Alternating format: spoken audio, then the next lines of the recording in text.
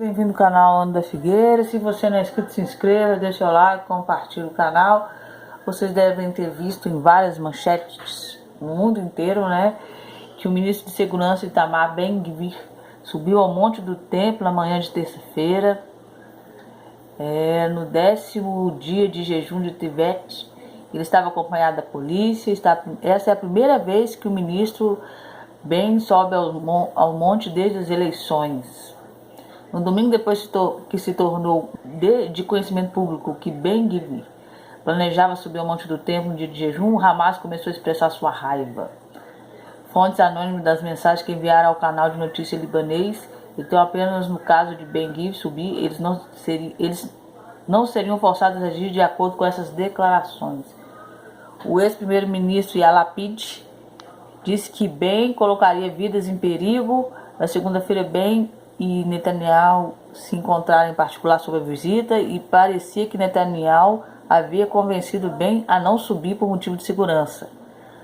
Ben deu a impressão que não subiria, enquanto ao mesmo tempo Likud negou que Netanyahu lhe dissesse para não subir. Para a surpresa de todos, ele subiu na manhã de terça-feira,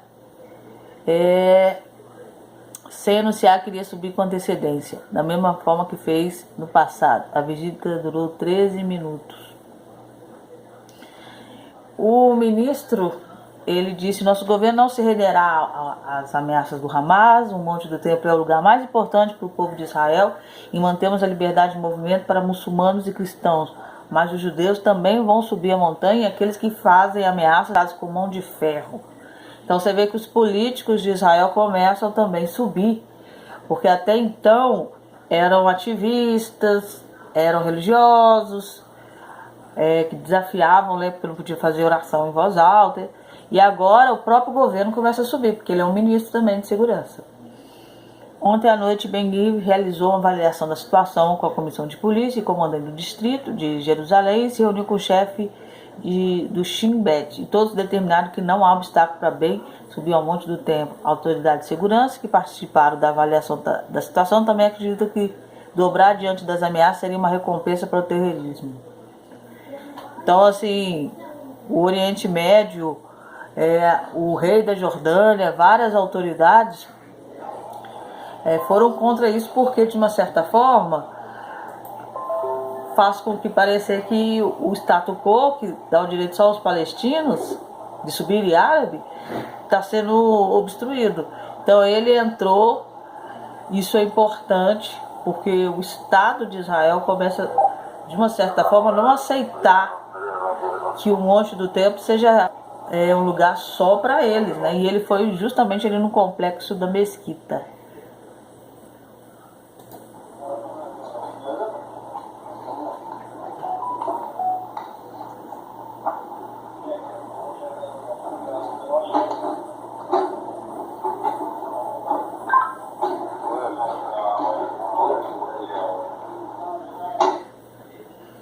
Com certeza o Monte do Templo vai voltar para o povo de Israel, isso não há dúvidas. A França, a Grã-Bretanha e os Estados Unidos advertiram contra prejudicar o status quo dos lugares sagrados, condenações severas em países árabes.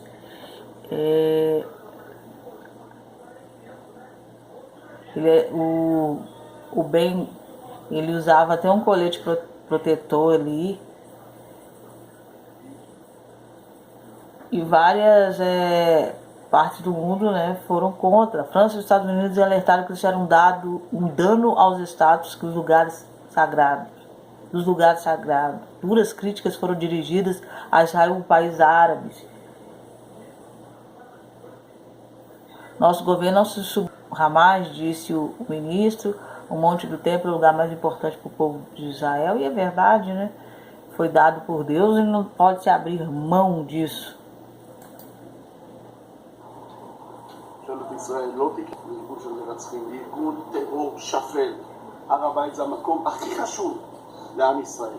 הר הבית פתוח לכולם, עולים כאן מוסלמים, נוצרים, וכן, גם יהודים. בממשלה שאני חבר בה לא תהיה אפליה גזענית, יהודים יעלו להר הבית, אנחנו מבהירים לחמאס. אנחנו לא נכנעים, לא מתקפלים, לא ממצמצים. você vai vendo que o Monte do Templo, se você notar, está sendo construído aos poucos. A autoridade de Antiguidade de Israel anunciou na última terça-feira que a piscina bíblica de Siloé será escavada e aberta ao público. Era tradicionalmente o que acontecia. Quando os judeus iam, que estavam fora de Jerusalém, a visitar o templo, eles passavam por essa piscina, eles tomavam esse banho porque era considerado que eles estavam puros, e aí era um banho ritualístico para entrar no templo. Então, você vê que quando tiver o terceiro templo, já vai ter essa piscina bíblica de Siloé para as pessoas tomarem um banho ritualístico e entrar ali no terceiro templo. Então as coisas vão se encaixando. O terceiro templo está sendo construído aos poucos. Você tem que enxergar as coisas de uma forma bem profética, para você entender que está sendo construído. E os acordos de Abraão? Então, ele começa a ser divulgado no meio da América Latina, com exceção de Bolívia, Venezuela, Cuba e um outro país que eu esqueci, que são mais assim voltados à ditadura. Por quê? Com a guerra da Ucrânia e a Rússia, o que acontece? Vários países estão querendo segurança, e algumas coisas que estão dentro do acordo de Abraão, que é importante para eles por causa da guerra. Dentro do acordo existem inúmeros artigos a serem elaborados relacionados ao desenvolvimento comercial entre as duas partes, mas existe a possibilidade que ele pode conceder algumas facilidades para os países interessados em conhecer mais sobre o Oriente Médio e como iniciar seus negócios por lá. O panorama da política atual no mundo não nos apresenta uma imagem positiva, e é que dentro da globalização que vivemos, os conflitos acabam intervindo nas decisões dos demais países, independentemente de seu status de destaque no grande cenário internacional. A guerra Rússia e Ucrânia virou o jogo em assuntos de interesse entre a América Latina e o resto do mundo. E se somarmos o avanço do programa nuclear do Irã, o prognóstico global não parece bom, com risco de instabilidades crescentes. Então a guerra na Ucrânia e na Rússia torna um evento global, e vários países estão preocupados com a questão de energia, segurança alimentar, e entre eles a América Latina. No entanto, talvez tenha chegado a hora de focar na contribuição e no potencial dos acordos de Abraão em questões de energia e segurança alimentar.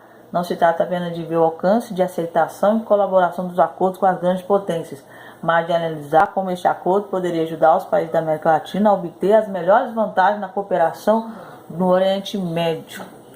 A América Latina começou a se interessar porque o acordo de Abraão agora vai se estender aos europeus. Então a América Latina começou a ver o acordo de Abraão já não como um acordo só visando o Oriente Médio. A América Latina está diante de novas oportunidades, diante dessa nova realidade, inclusive a Europa já está percebendo em parte. Com a guerra na Ucrânia, alguns diplomatas e grupos de reflexão europeus começaram a ver o potencial dos acordos de Abraão para as necessidades de segurança e energia de seus países. O acordo de Abraão está sendo abordado na Europa inteira pela questão da potencial ali de energia, que é o que a Europa está com problemas. E o acordo de Abraão que abrangia os países de língua espanhola, né? No caso não é bem o Brasil, mas se envolve a América Latina, com certeza mais lá na frente pode incluir o Brasil.